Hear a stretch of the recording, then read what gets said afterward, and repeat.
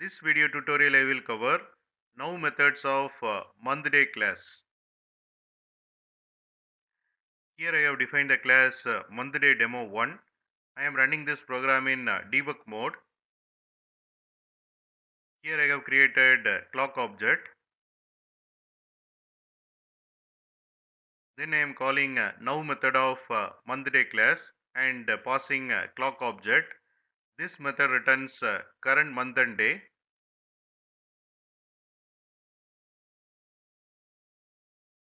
Month is 1 and day is 23.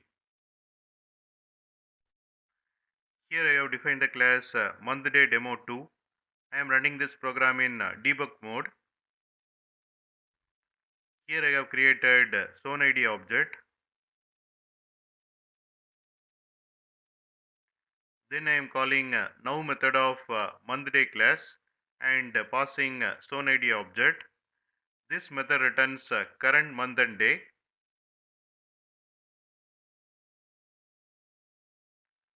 Month is 1 and day is 23.